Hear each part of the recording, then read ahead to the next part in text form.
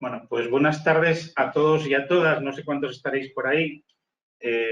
Gracias al colegio y, bueno, a mí me gustaría que estas charlas fuesen presenciales, porque estar hablando a una pantalla es una sensación un tanto rara.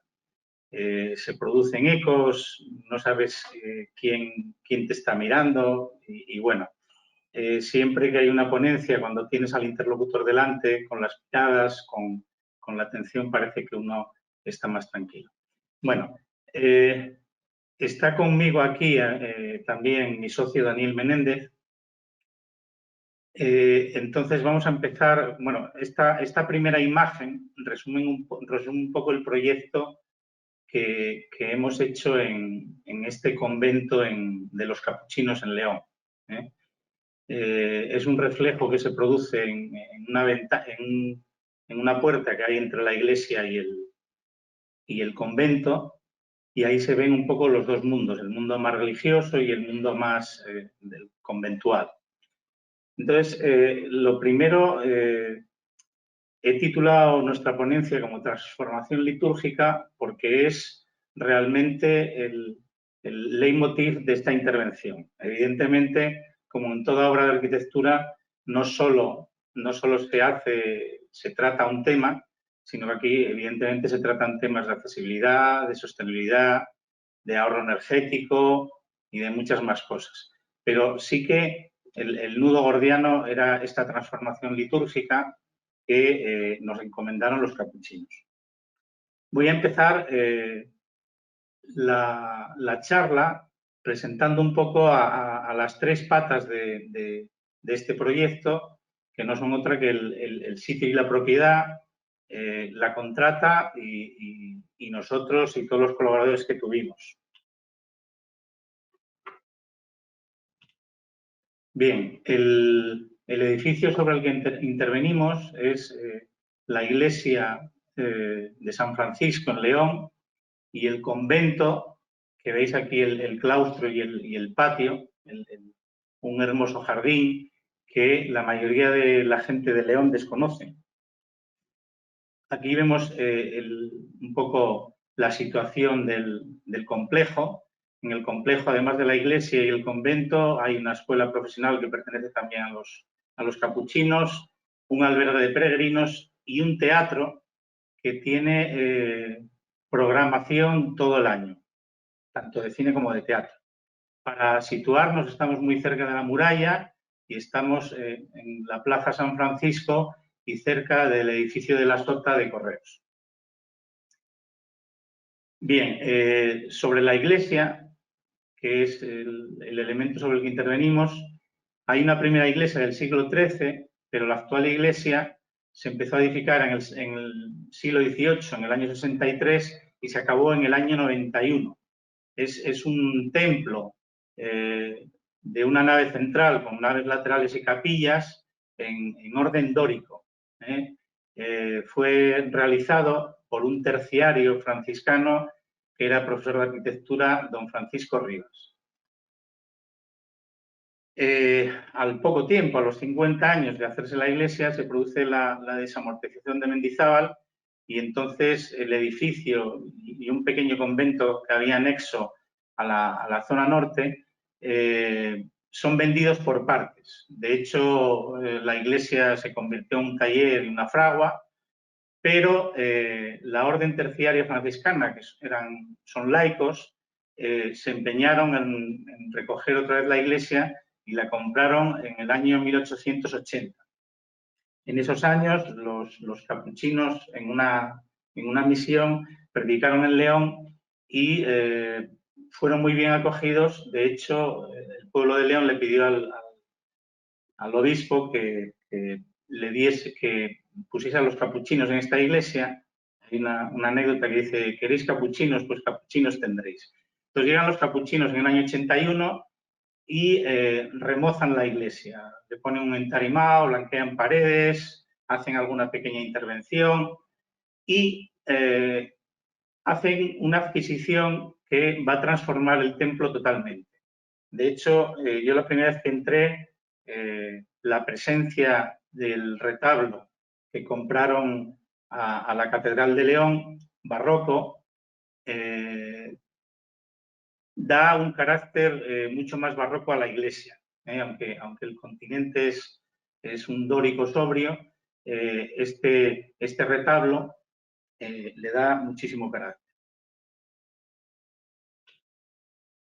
Este retablo tiene tres partes. La parte central se alojó en la cabecera de la iglesia.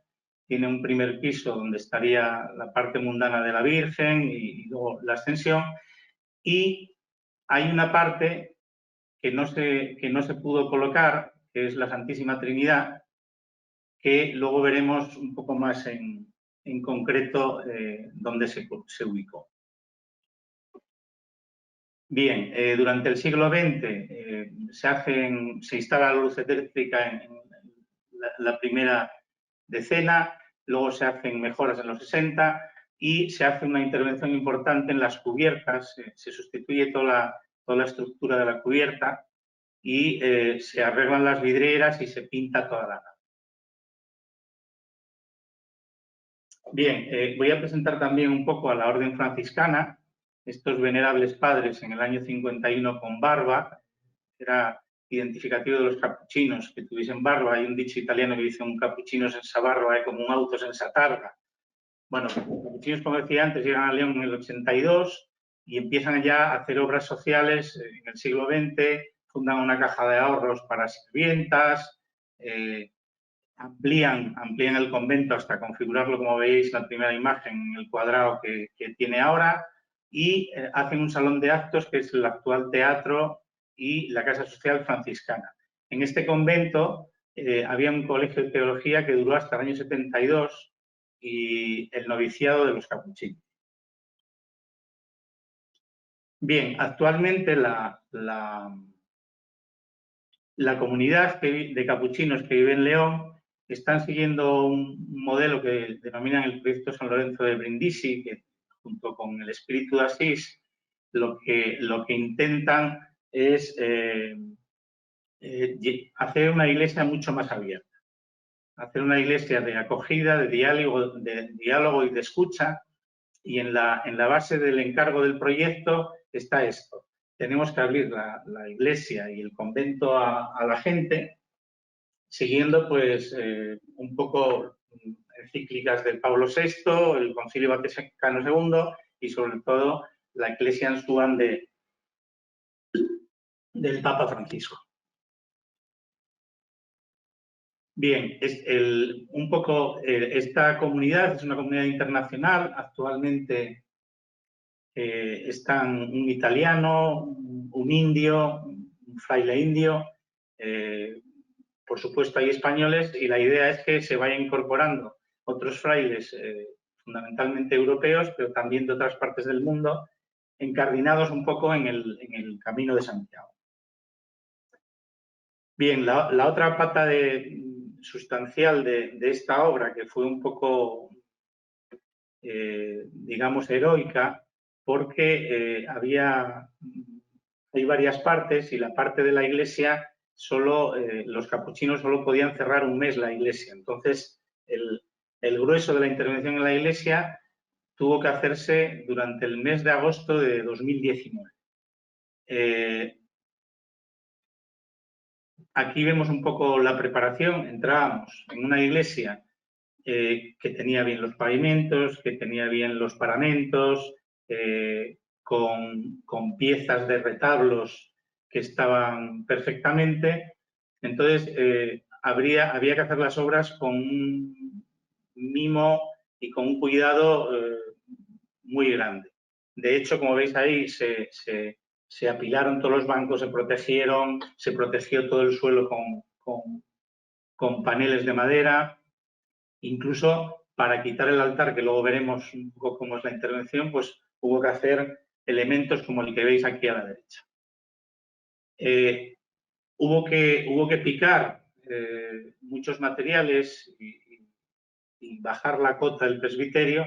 Entonces, para ello, lo que se hizo fue una especie de invernadero de esta estructura que veis aquí, de aluminio, que con una extracción para que los trabajadores trabajasen con seguridad, que sacaba todo el polvo al exterior, cumplíamos la seguridad de los trabajadores y además que la iglesia no se nos llenase de polvo.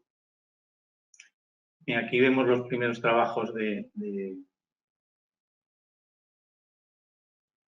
La obra, al tener que hacerse en un mes, requirió muchos trabajadores y se cumplió esta parte con éxito. Bien, ahora voy a pasar a presentar no el estudio, sino, bueno, nuestro estudio y la gente que colaboró con nosotros en este proyecto. Nosotros, en el nombre del estudio, lo llamamos IU Arquitectura Espacio Colaborativo. Creemos que cada vez la arquitectura tiene más aristas y hay que colaborar con mucha gente porque nosotros no podemos llegar a todo. En este caso, bueno, pues el equipo que estábamos en el estudio, aparecen ahí Laura García y Daniel Menéndez, mi socio, y yo mismo, Marcelino Galán, y tuvimos el honor de trabajar con varios pintores y escultores, que como veréis nos hicieron diversas piezas, un poco siguiendo el leitmotiv que nos ponía la propiedad. Así tuvimos la suerte de colaborar. Hizo un par de piezas Pablo Maojo y José Arias hizo 5 retablos.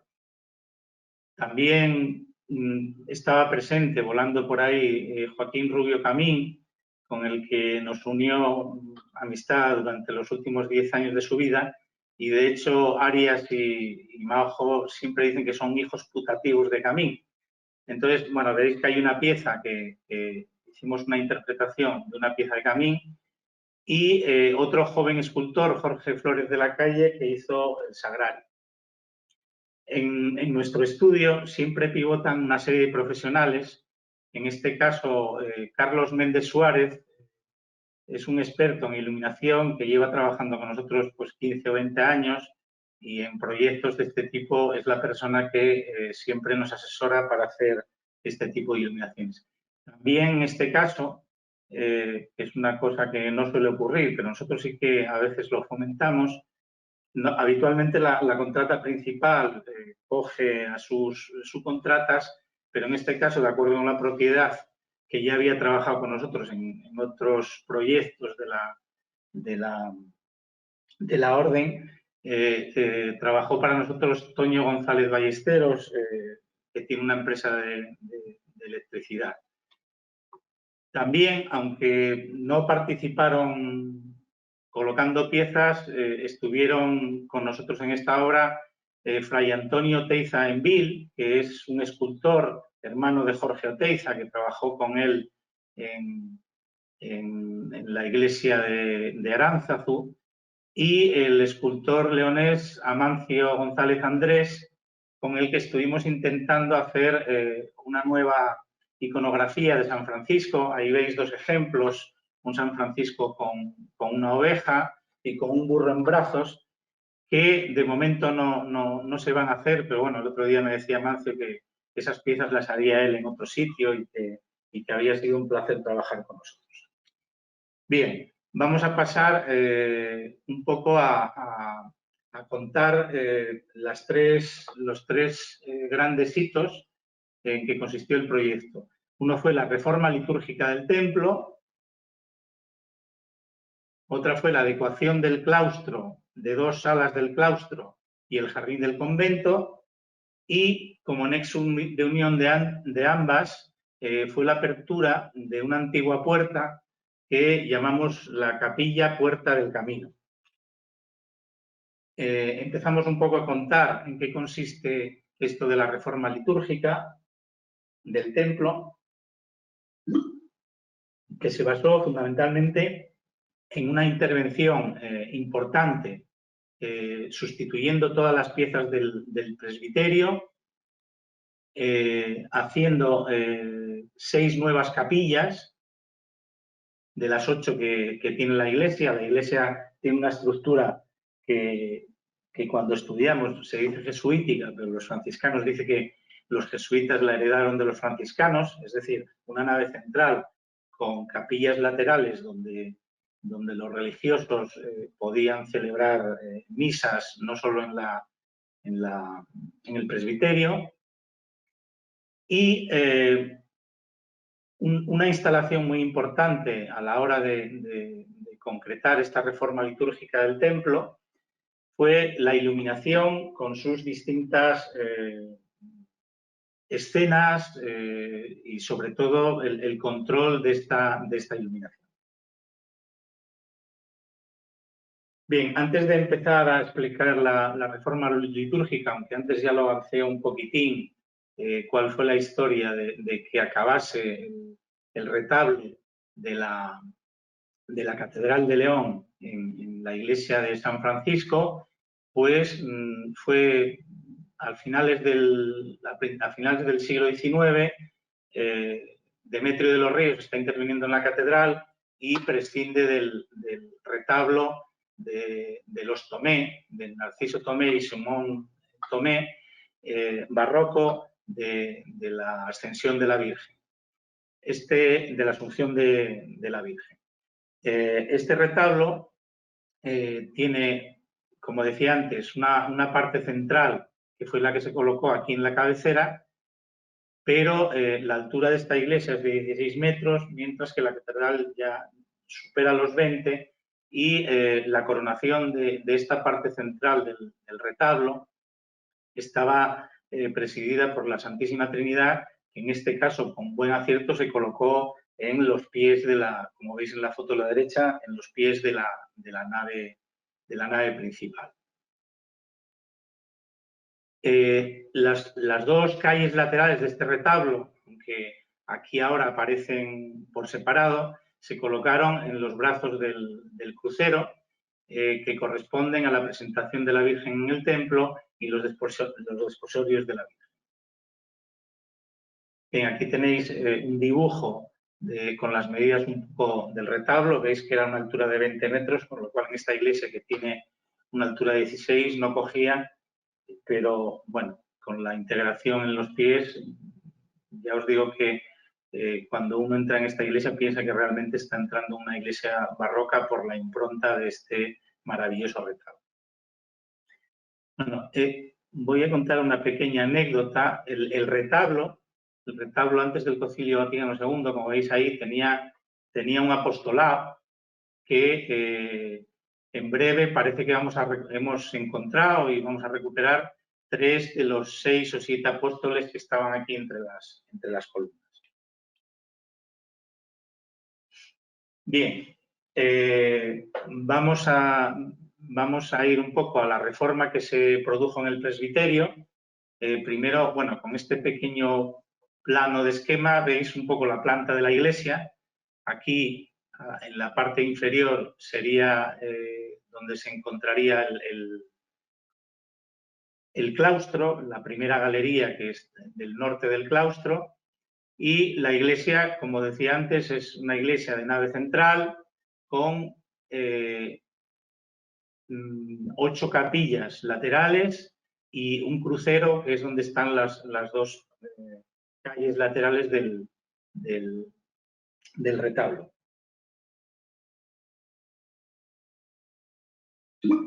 Aquí vemos un poco el esquema de lo que era el presbiterio antes de esta transformación. Era un presbiterio que venía prácticamente de Trento. Este primer peldaño de aquí era el comulgatorio, que como visteis en la foto en blanco y negro del principio, a ver si voy un poco rápido hacia allí, era donde había una especie de valla donde la gente se acercaba a comulgar. Por eso se llama comulgatorio. Esto tarda en llegar. Bien, aquí se ve. Veis que aquí había una especie de balustrada, que era ese primer peldaño. Luego seguían otros 3. seguían otros 3 peldaños.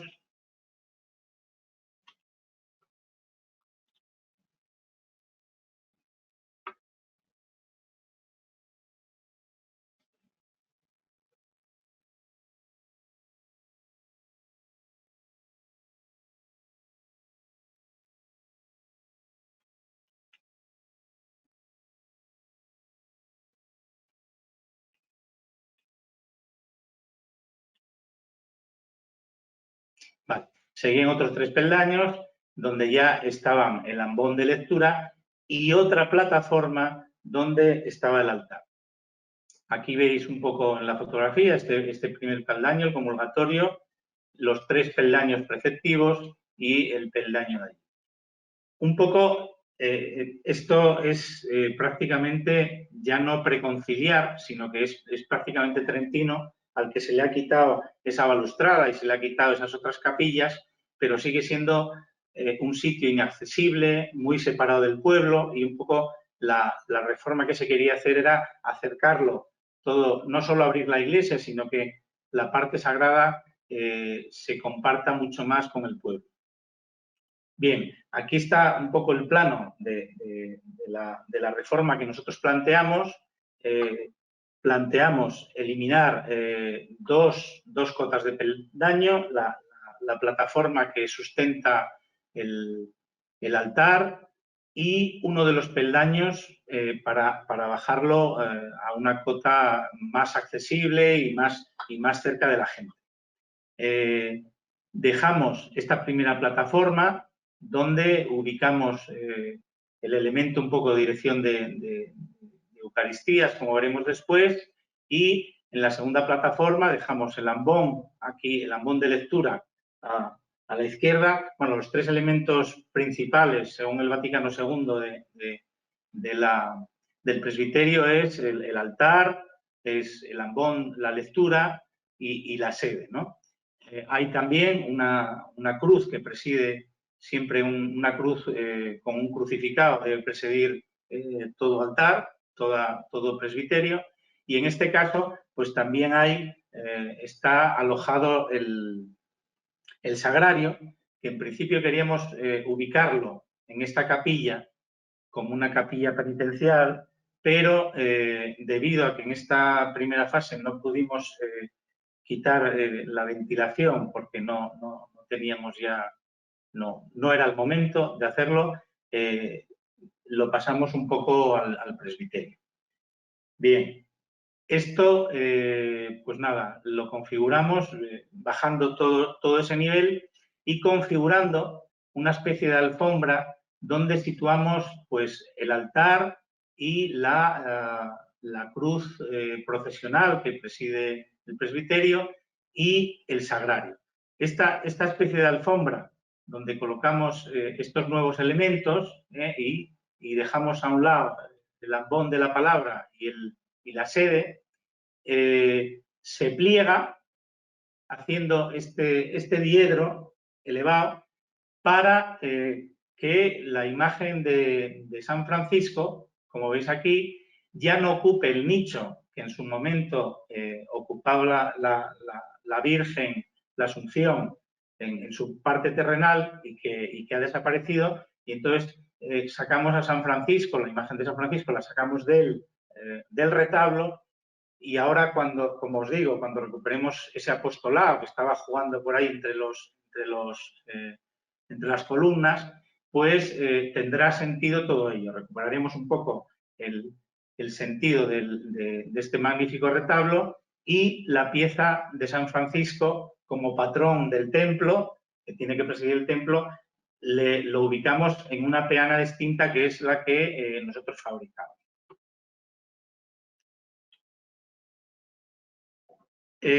Trabajar en una iglesia neoclásica, nosotros habíamos trabajado en la iglesia de Gijón, que es una iglesia del siglo XX, aunque con muy buenas proporciones y demás, pero trabajar en una iglesia neoclásica, ya cuando la empiezas a dibujar, te das cuenta que la proporción y el ritmo está en todo lo que haces.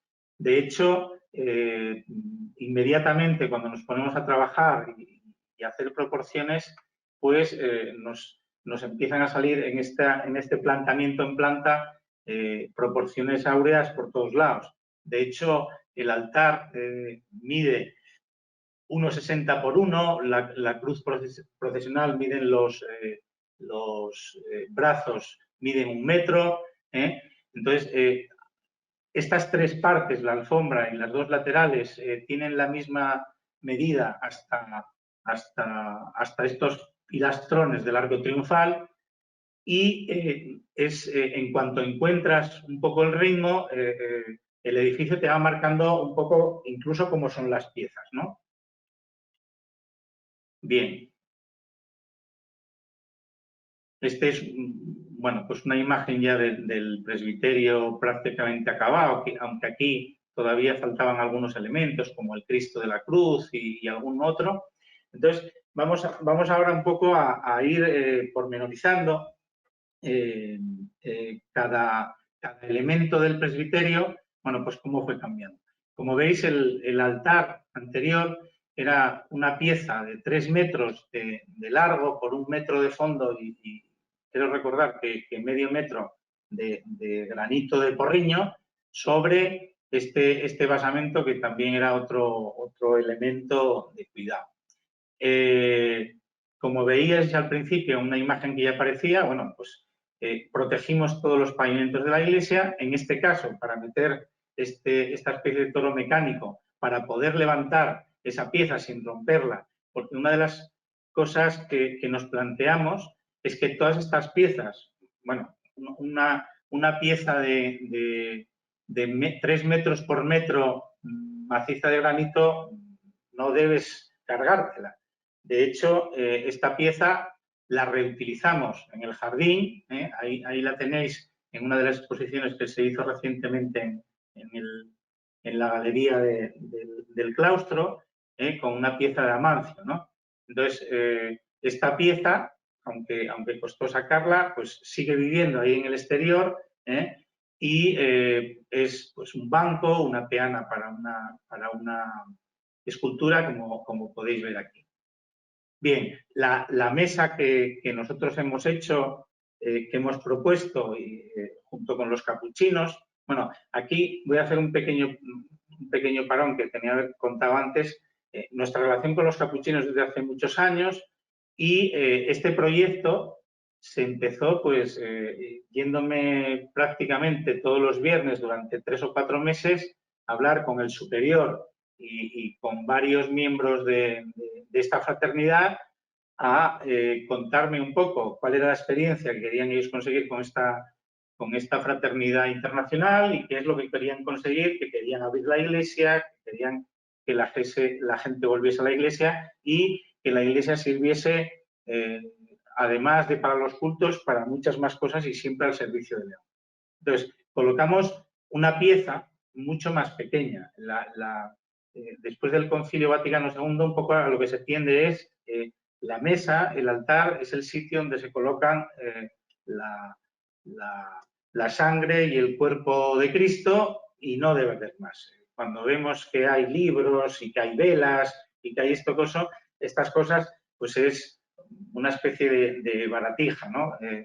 El elemento fundamental de una Eucaristía, que es la transustanciación del vino y el pan, la sangre y el cuerpo de Cristo, pues tiene que ser una cosa muy delicada.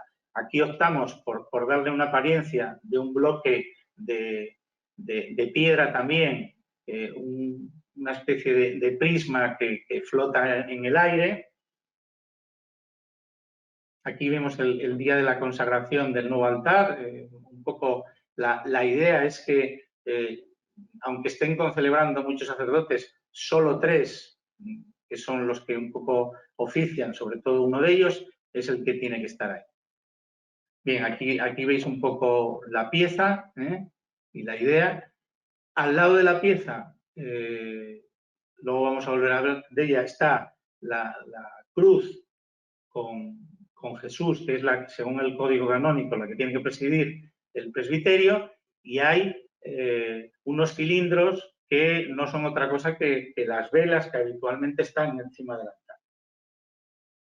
Bien, otra pieza que hemos hecho del mismo material que la mesa es el ambón de la palabra, está en una especie de meseta donde interrumpimos esos dos escalones que ya suben hasta el altar, como veis ahí, y hemos incorporado otro cilindro de acero inoxidable donde se colocará en los momentos que ello ocurra el cirio pascual.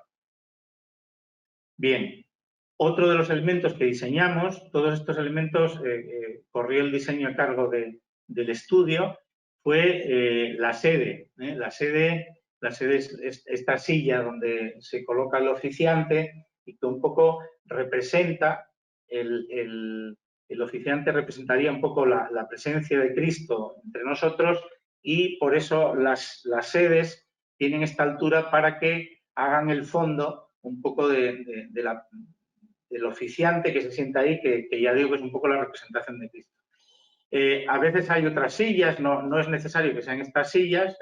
Se hizo un diseño muy parecido a la sede, incluso para otras sillas cuando haya más oficiantes, y un pequeño atril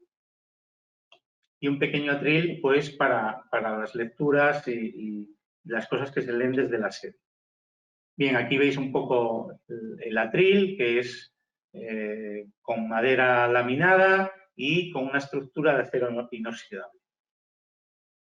Aquí veis las sillas auxiliares de la sede, para si en un momento determinado hay que tener más concelebrantes o participantes o lectores. Un poco la idea es que no sea como en esta imagen que, claro, era la inauguración de la iglesia y, bueno, había mucho cura, ¿no? Es decir, el pueblo se puede sentar aquí, la gente que lee, la gente que participa en la Eucaristía, un poco que sea todo mucho más cercano a la gente. Bien, la cruz que preside, que siempre tiene que presidir un presbiterio, en este caso hicimos una cruz procesional. Esta cruz se puede sacar, está envainada en el suelo, de manera que en los momentos de procesión esta será la cruz que presida la procesión. Esta cruz tiene las mismas proporciones que una cruz que hizo Rubio Camín en la iglesia de Gijón y que nosotros cuando hicimos la intervención en el año 2008 recuperamos porque estaba en Santoña no, en Monteano, como cruz de un campamento.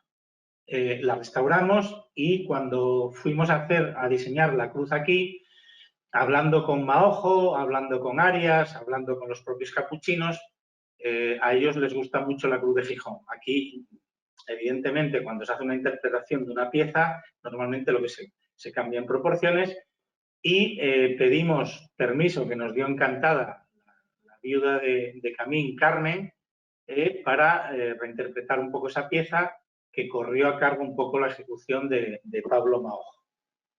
Aquí veis un poco el detalle de la cruz, es toda en acero inoxidable, es un perfil de unos 2 centímetros cuadrado, encima del cual hay una elaboración con chapa de acero inoxidable de esa pieza que representa un poco a Jesús de Nazaret.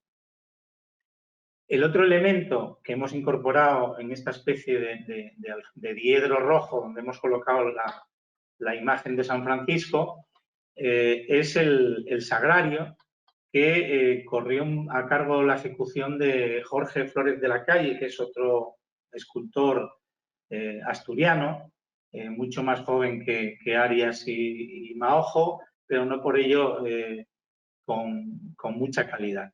Lo que propuso es una pieza de 7 prismas, donde el sagrario realmente se ubica en esta pieza de aquí. ¿Veis? Hay una interpretación, como sabéis, el sagrario siempre tiene que tener una bombilla, se ve aquí, perdón, una vela, que es el que indica a cualquier fiel que entre en cualquier iglesia dónde está el Santísimo. En este caso hemos hecho una reinterpretación, aunque hemos dejado la vela, hemos hecho una reinterpretación y cuando toda la iglesia está prácticamente sin iluminación, hay un foco que sale de aquí y es el que canaliza en esta apertura que está hecha con pan de oro la iluminación como si anunciase un poco al fiel que entra en la iglesia donde está el Santísimo. Bien, luego hubo otros elementos que se diseñaron también. Aquí a la izquierda veis la credencia. La credencia es un mueble que tiene, bueno, en este caso la pusimos con ruedas y con unas agarraderas, que es donde, una vez oficiada la Eucaristía, se dejan el cáliz y la patena de las formas. Entonces, esto tiene su sitio para que no esté estorbando cuando no hay Eucaristía. Y otro elemento, pues, es un poco un atril que está en la zona del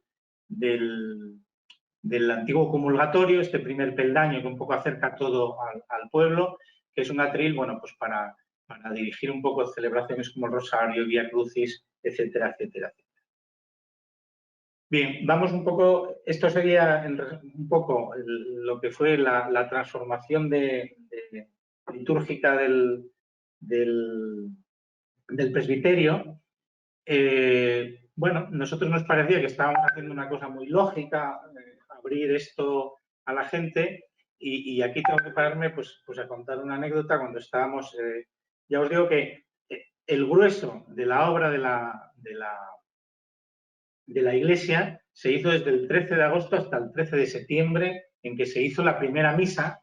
No estaban las capillas de Arias, como veis aquí, no estaban una serie de cosas en las que ya no íbamos a introducir polvo, porque era un ocumen pegado a una base de madera que teníamos ya instalada, etcétera, etcétera. Entonces, luego se fueron completando las cosas, digamos, no hay pintura, pero todos los elementos que se fueron incorporando.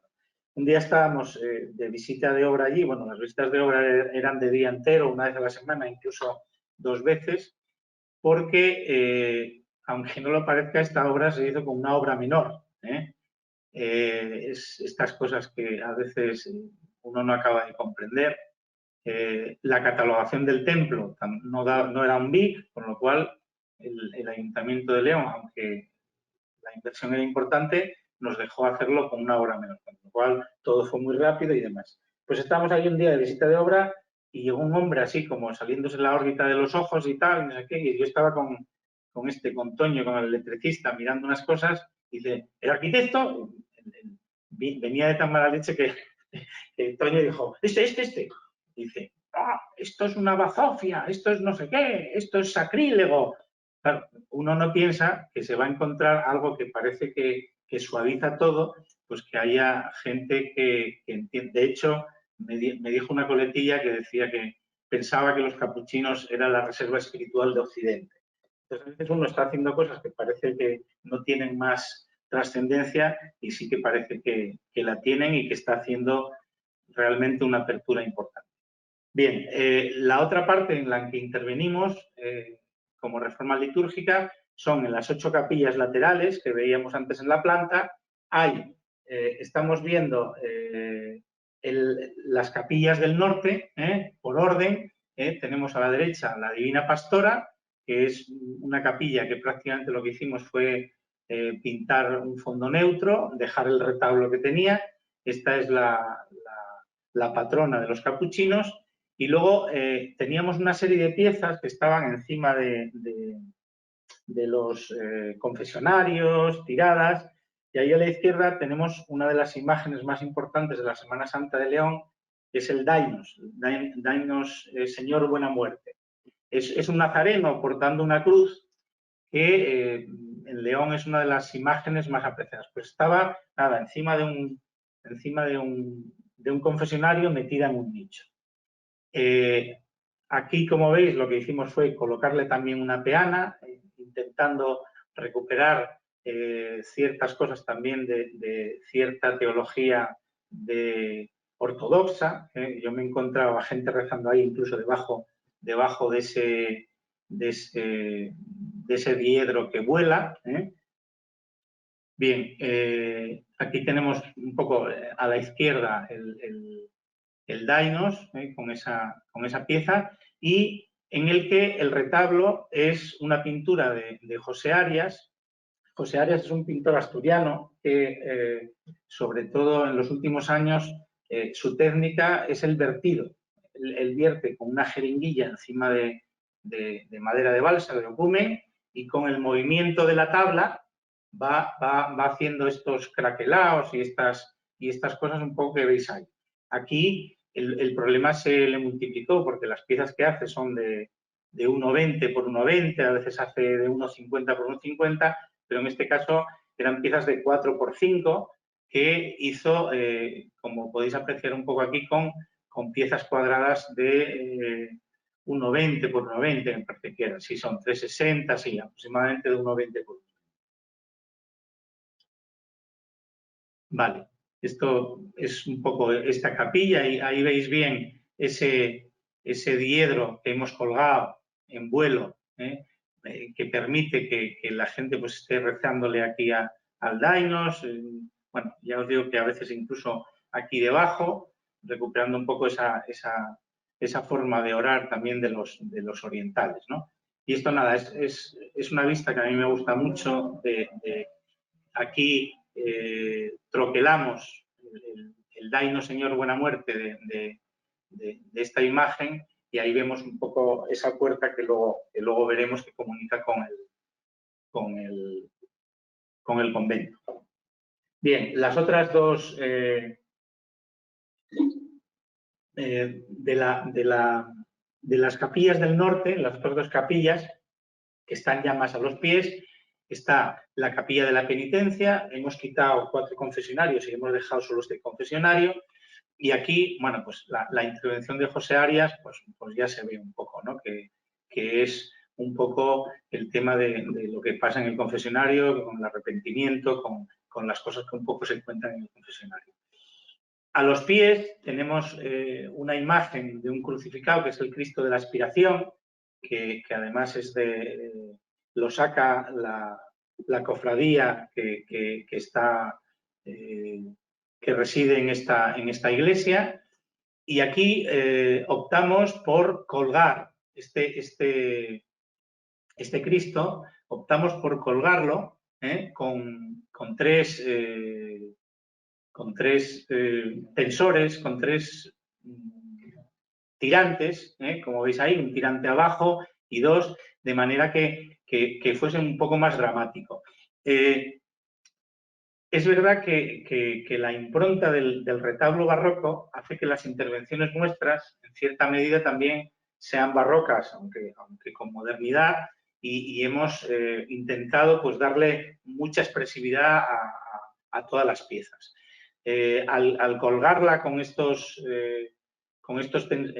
estas tirantes, la hemos separado del fondo y bueno, hemos generado aquí una especie de calvario. Bueno, Arias ha generado una especie de calvario con esta cruz y una de las cosas que estuvimos con los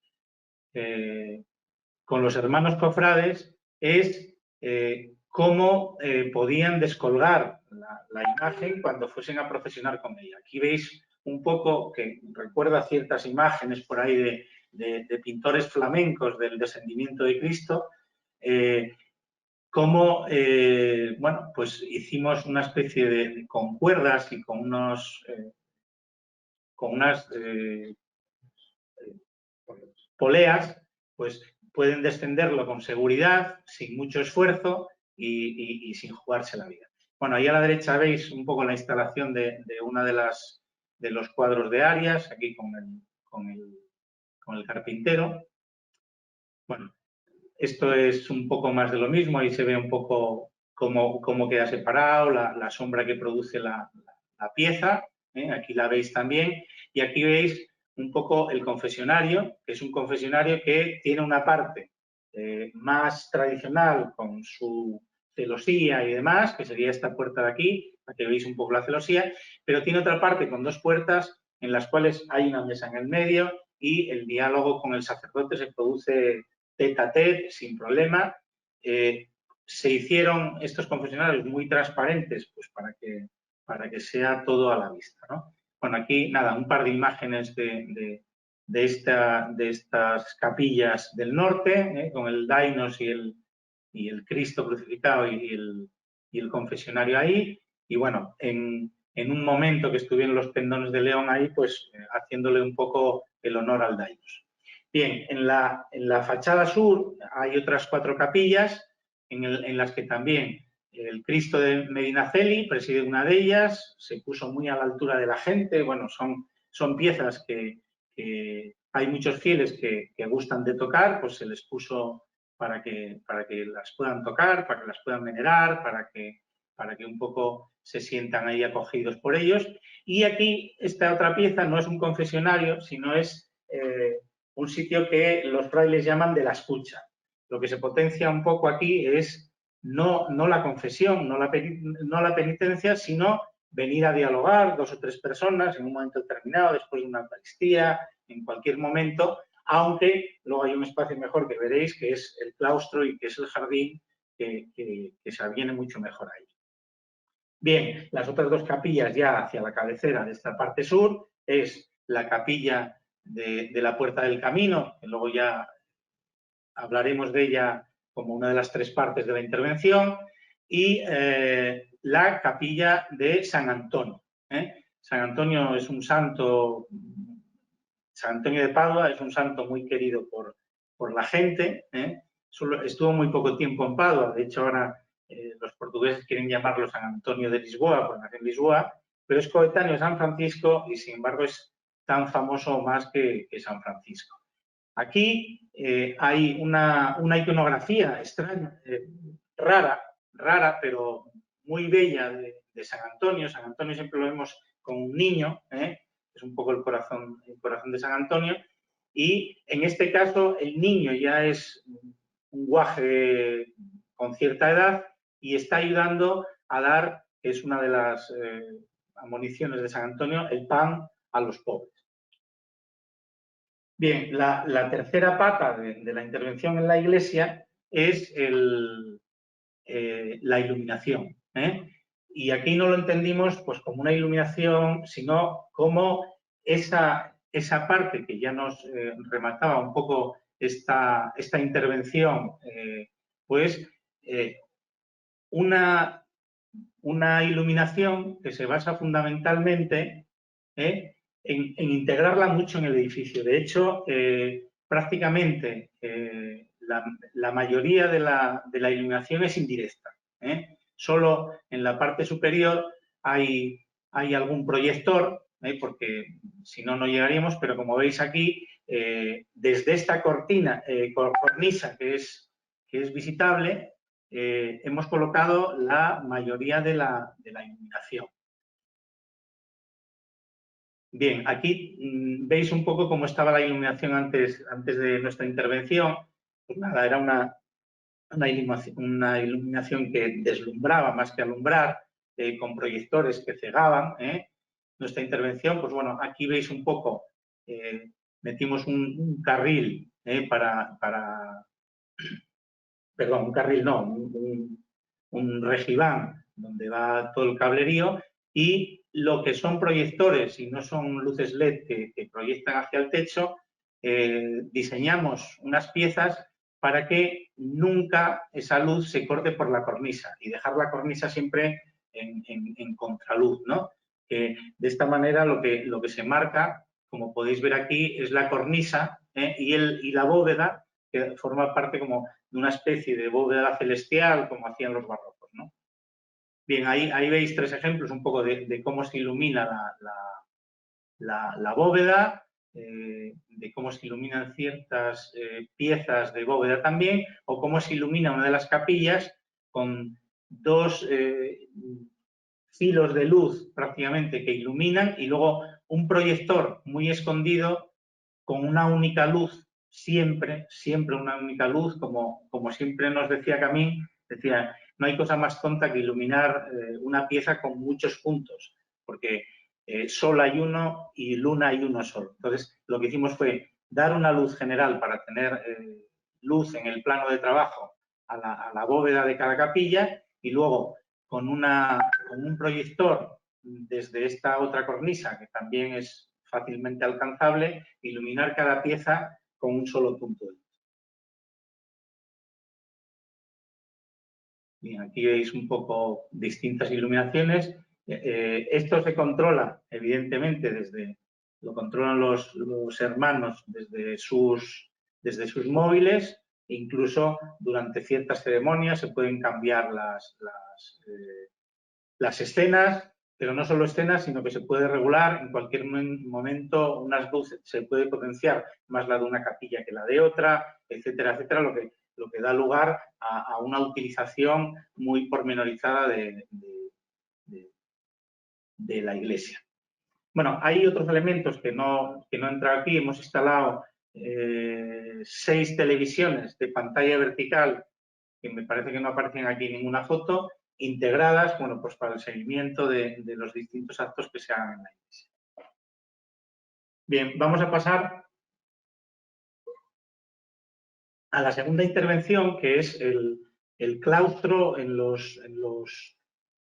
las galerías norte y este. Es decir, la galería norte cuya fachada da al sur. Es un poco en la parte sur de la iglesia y está compuesta por 2 crujías.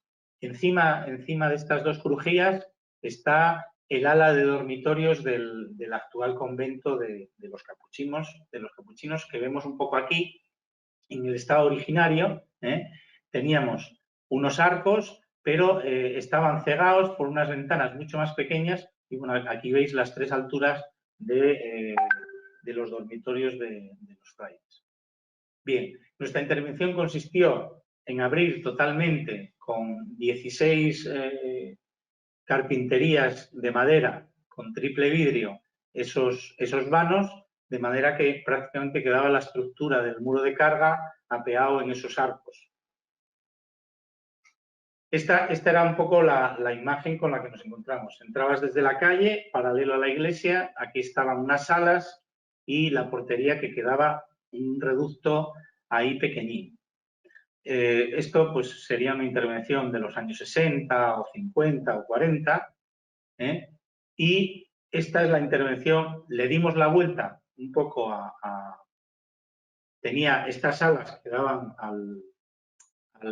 al jardín, con lo cual dejaban en sombra un poco el recorrido, y nosotros lo que hicimos fue darle la vuelta. Aquí colocamos las salas de recepción y una de ellas es la portería a la que accedes directamente desde la calle.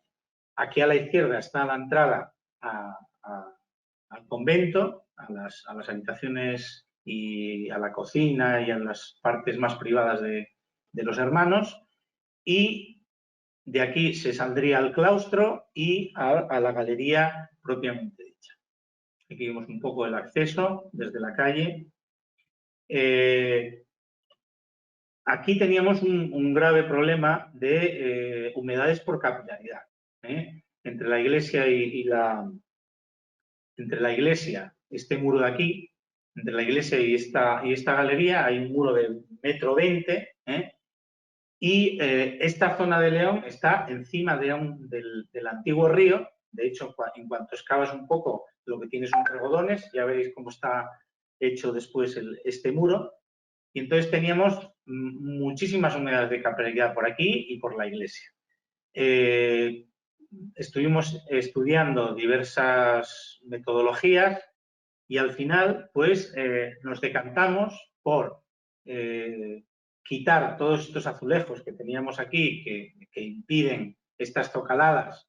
Realmente, aunque protegen el muro, lo que hacen es impedir la salida de esas humedades, y lo que hicimos fue pelar todo el muro en la zona esta de la galería, trasdosarle, permitiendo la ventilación, este OSB, a modo de trasdosado, pero simplemente lo que hacemos es alojar, sobre todo por la parte de arriba, que no llega al techo, todas las instalaciones de electricidad, datos e incluso iluminación, y de esta manera el muro sigue respirando, y la verdad es que después de 3 o 4 años que lleva la obra se han eliminado todas las humedades. Conservamos un suelo hidráulico maravilloso que había aquí, incluso llegamos a darle brillo, un poco a pulirlo y a darle brillo. Todo el mundo nos decía que no, pero bueno, ahí Diego Cueto se empeñó, trajo una máquina, no sé qué, le echamos un producto y la verdad es que quedó fantástico. También en la arcada un poco el tema era seguir marcando esa arcada y lo que hicimos, ya que habíamos pelado la pared, un poco descubrimos un poco todo este muro de carga, cómo estaba hecho. Luego veremos que, claro, al descubrirlo, lo que realmente hemos sacado a la luz es la historia de cómo se hizo, ahora vamos a verlo, el muro de separación de la iglesia con qué materiales, pero también, pues bueno, las cosas que ocurren a veces en la arquitectura, ¿no? Pues estas rozas, que seguro que fueron parabajantes en su momento, porque estas dos crujías, en un principio esta crujía sería edificio, pero luego hay una ampliación de otra crujía. Bien, aquí veis un poco los ventanales que bueno, tuvieron que meterse con un camión, con una pluma. Además, esta operación la hicimos en abril del 2020, en plena pandemia. Los trabajadores, que la mayoría eran de Asturias, estuvieron en comunidades de convivencia, viviendo en las habitaciones del convento que no ocupaban los frailes, y con ellos estuvo prácticamente 2 meses Pablo Maojo.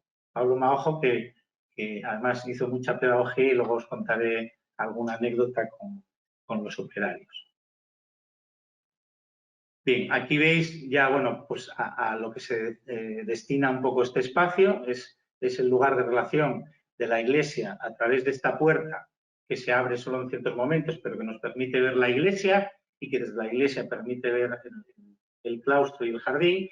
Y aquí, fundamentalmente, lo que se hacen es o exposiciones, como hay en este caso, pequeños conciertos o incluso pequeñas salas de audiencia o de charlas. Esto está funcionando todo el año desde que se inauguró y es una que llaman los frailes el claustro abierto, que luego os comentaré. Bien, aquí veis un poco pues cómo está hecho el muro de la iglesia, ¿no? Unas pilastras de ladrillo y con regodones de río, aquí lo veis un poco, como, y entonces, bueno, dejamos el OSB crudo, que también genera pues una textura diferente a lo que es el muro. Incluso en algunos sitios donde había bajantes y demás, esta fue una pequeña intervención que nos hizo Pablo Maojo, pues con 4 tablas que había por allí, y dejamos pues el testimonio aquí de los regodones de río ahí que hay en el subsuelo, ¿no? Bien, hay un tema aquí que bueno, cuando uno descarna, no se aprecia, sí, bueno, aquí se aprecia. Cuando uno descarna un muro así o unas pilastras así, claro, dice, y ahora estoy conservando este suelo y ¿cómo hago el rodapié, ¿no? Porque claro, necesito un rodapié, aquí si no me lo fastidian. Bueno, pues aquí lo que hicimos fue separarnos con unas L's de acero, no sé si lo apreciáis aquí, unas L's que van hacia adentro y generamos tanto aquí como en el muro una especie de rodapié que permite limpiarse muy bien y que no permite acceder con ruedas o con patadas un poco a lo que es el muro o la pilastra.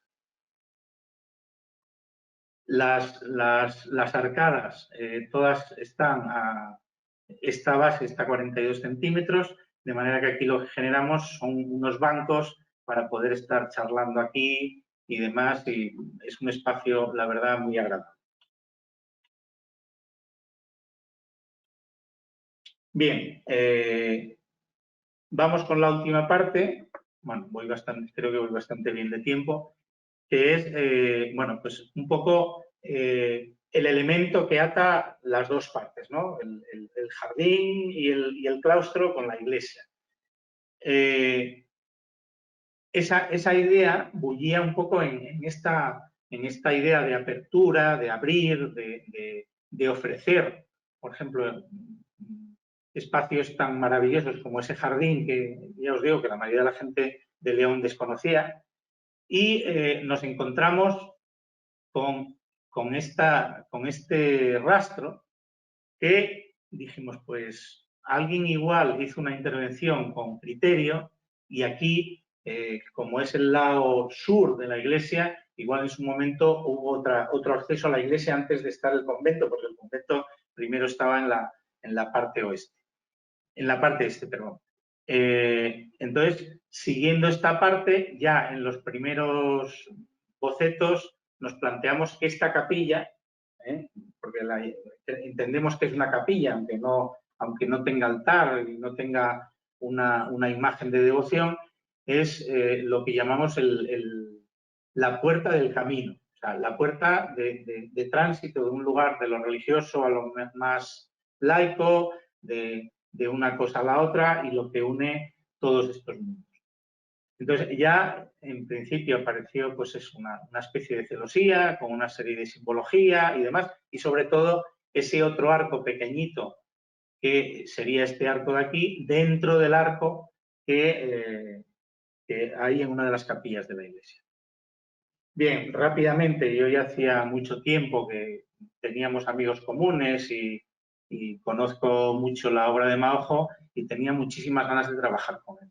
Entonces nos planteamos que esta puerta se hiciese, bueno, esto es la segunda maqueta que hicimos, me parece, que yo creo que es prácticamente la pieza que luego llevó a cabo. Y esto, todos estos palitroques eran pontones que se habían guardado de una intervención del ala contraria a esta galería que tenemos aquí, y entonces se reaprovecharon y Maojo hizo un trabajo de bueno, pulirlo y luego ya veréis, bueno, pintarlo y demás, ¿no? Entonces, él fue colocando poco a poco un poco todas las piezas ahí. Y entonces, bueno, como os digo, yo iba una vez o dos a la semana desde Gijón. Estamos hablando en abril, mayo, junio del año 2000 y, perdón, del año 2020, del año 2020, en plena pandemia, y ahí estaban ellos de unidad de convivencia y entonces a la hora del pincho este que toman los operarios a las 9, 9 y media, al principio iban allí a observar y ya cuando pasaron 2 o 3 semanas, pues ya iban a preguntarle. Entonces, luego ya empezaban a decirme comentarios. Oye, al principio pensábamos que esto era, lo hacía cualquiera y tal, pero joder, el tío Chana, tal. Ahí hizo Pablo, pues eso, una labor de acercamiento, de la expresión del arte, de cómo se pueden utilizar estos materiales de desechos en un sitio religioso y darles importancia. Y al final, pues era un poco la obra de todos los operarios que estaban trabajando ahí, ¿no? Bien, aquí empezáis a ver un poco cuando ya empezó a darle color. Le costó, los que conocéis la obra de Maojo, sabéis que siempre mete colores primarios en estas esculturas que hace de madera, ¿eh? Y aquí, bueno, pues al ser, ahí lo tenéis un poco ya en plan darle color, ¿eh? Y luego, bueno, pues aquí a la izquierda tenéis un poco ya la pieza casi acabada, que, bueno, dependiendo un poco la iluminación que tenga y demás. Y aquí tenéis un poco a la derecha el banco que me parece de una delicadeza, bueno, con la lata de cerveza ahí también, de unos botoninos que iba pintando, de cómo iba haciendo los colores, de cómo con la delicadeza que luego iba colocando. Bien, al otro lado de la puerta, evidentemente, de ese arco hay una puerta que se abre y en cierto momento queda como una especie de biombo que interrumpe la primera crujía y que da paso en ciertas celebraciones o en ciertos momentos o que une los dos espacios, la iglesia y esta galería. Y veis un poco esta puerta en los dos estados, cerrado y abierto. Y bueno, creo que esta es un poco la última diapositiva con la puerta del camino, que pese a todo, pues no nos ha dado muchos problemas. Ya os digo que nos dio más problemas la propuesta de transformación litúrgica del presbiterio, porque bueno, ha habido grupos que lo han dicho, que habíamos ido muy lejos, que bueno, sin embargo, esta propuesta de Maojo, evidentemente, hay mucha gente que le parece que no es el sitio, pero bueno, yo creo que los que vemos esto con un poco de cariño, pues vemos que es una integración, que ahí están muchas cosas de ese camino espiritual, de ese camino humano que tenemos todos. Bueno, pues nada, hasta aquí. Yo creo que he acabado en una hora. No lo creía, pero bueno, al final sí que lo he logrado. ¿Sí? Marcelino, bueno, muchísimas gracias. Sí, ¿no? Bueno, necesitaríamos 1 hora, 2 y 3 para que nos expliques a fondo. Bueno, fue un recorrido bastante completo, pero hay múltiples detalles. Sí. La verdad que, bueno, muchísimas gracias por la exposición.